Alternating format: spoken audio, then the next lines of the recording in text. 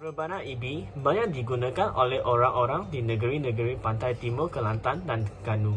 Instrumen ini berasal dari unsur budaya Arab, tetapi menurut kisah-kisah tempatan, alat muzik kompang masuk ke tanah layu betul-betul Selangor yang dibawa oleh sarjana besar rombongan keluarga Pondok Tegasari di Ponorogo, Pulau Jawa yang merupakan cikal bakal pondok moden Darussalam Gontor, Datuk Kasam Besari. Rombongan Jawa berhasrat untuk memeriahkan perkahwinan anaknya, Datuk Zainal Abidin, yang akan berkahwin dengan puteri Raja Melayu Selangor. Selepas kematian Raja Selangor, kedudukan Selangor sebagai raja digantikan oleh Zainal Abidin dan turun-temurun hingga sekarang. Gendang atau gendang adalah gendang berkepala dua yang digunakan oleh orang-orang dari Kepulauan Indonesia. Gendang adalah salah satu instrumen utama yang digunakan dalam ensembel gamelan Jawa, Sunda, dan Bali, ensembel gendang serta ensembel kulintang di Indonesia, Brunei, Malaysia, Singapura, dan Filipina. Ia dibina dengan pelbagai cara oleh pelbagai etnik. Gambang yang tepat disebut gambang kayu adalah instrumen seperti selefun yang digunakan di kalangan masyarakat Indonesia dalam gamelan dan kulindang. Dengan batang kayu berbanding dengan logam dari metalofon yang lebih khas dalam gamelan, instrumen yang hampir usang, gambang gangsa adalah alat serupa yang dibuat dengan batang logam. Batang instrumen yang dibuat dari kayu seumumnya jati, ia juga terdapat di kayu besi. Batang dipasang dalam kotak kayu yang berfungsi sebagai resonator. Instrumen biasa mempunyai kunci 17 hingga 21 yang mudah dikeluarkan dan disimpan di tempatnya dengan mempunyai lubang di mana paku diletakkan. Umumnya, gamelan penuh mempunyai dua set, satu gampang belok dan satu lagi gampang selendro. Baik. Kenong adalah alat muzik yang berasal daripada Indonesia. Kenong kebiasaannya digunakan dalam gamelan, di mana kenong akan diletak di sisinya. Dengan saiznya pula, ia mempunyai panjangnya dan lebar yang agak sama. Namun, ramai orang tetap silap tentang rupa kenong disebabkan saiz dan rupanya agak hampir dengan bonang, kempiang, ketuk, dan juga gong boyan. Namun, kenong mempunyai nada yang jauh lebih tinggi, bunyinya lebih menonjol kerana timbre yang unik. Jadi, sejarah kenong bermula bila gamelan Melayu pertama kali dibawa ke Kuala Lumpur pada tahun 1969 dalam persembahan umum. Sejak itu, ia telah menjadi sebahagian warisan seni dan budaya Malaysia. Gamelan kebiasaannya dimainkan pada majlis-majlis rasmi seperti majlis perkahwinan dan upacara tradisional seperti wayang kulit. Pada masa lalu, kira-kira 80 muzik gamelan tradisional telah dipersembahkan, tetapi sekarang telah dikurangkan kepada 50, dengan 12 lagu menjadi lagu biasa seperti Timang Burung, Ayak-ayak, dan Seri Rama Balik. Sarun adalah alat muzik Indonesia yang digunakan dalam gamelan. Biasanya terdapat 7 batang gangsa yang diletakkan di atas bingkai bergama. Biasanya tingginya sekitar 20 cm dan dimainkan di lantai oleh pemain yang duduk.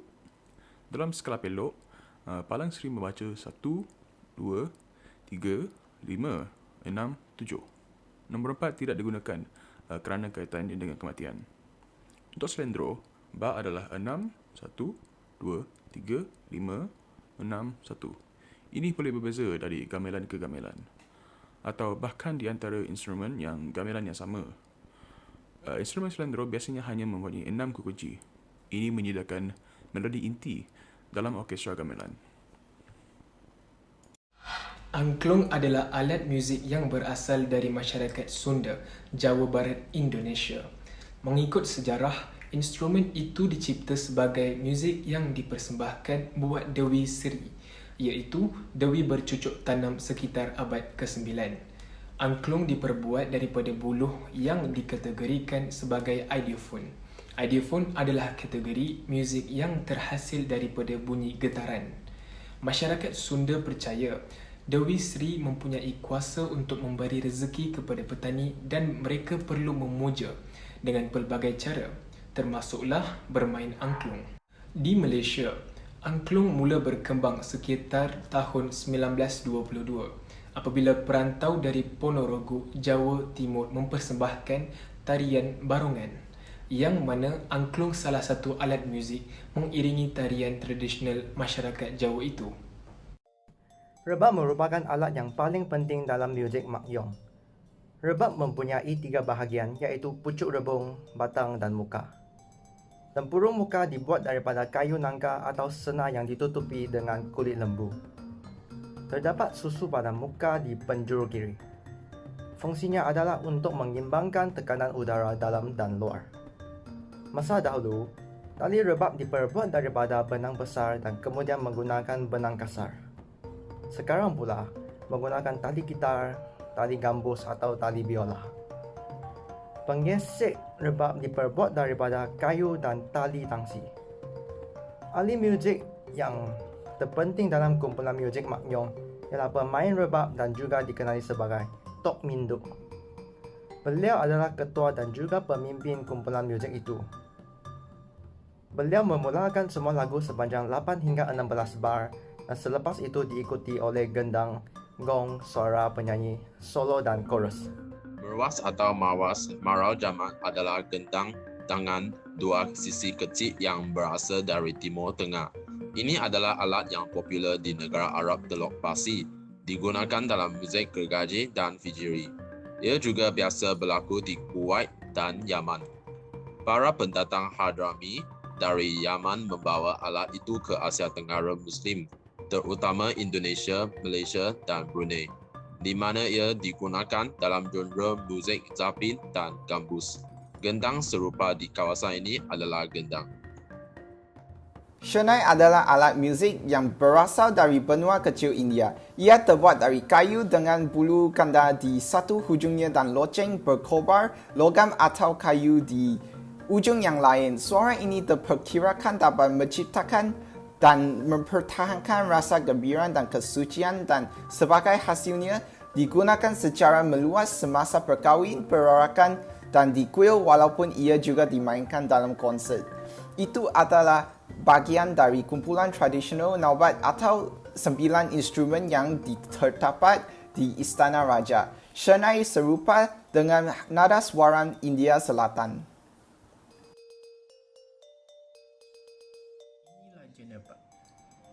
Jalan kita adalah pada tanggal 26 Ogos 2021.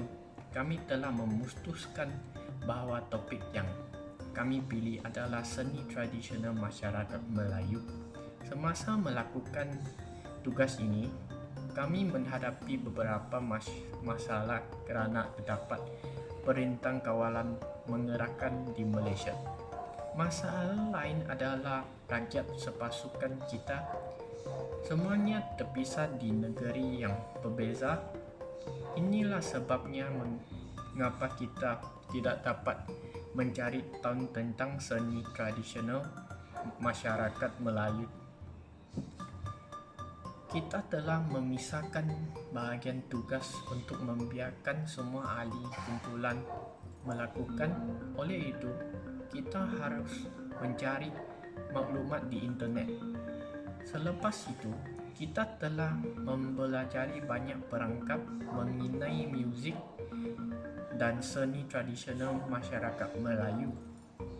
Alat muzik itu yang ahli kumpulan melakukan di video ini. Semua ahli kumpulan melakukannya dengan cara yang baik dalam tempoh ini kerana kita semua melakukan dengan baik dan mempunyai kerja yang berpasukan.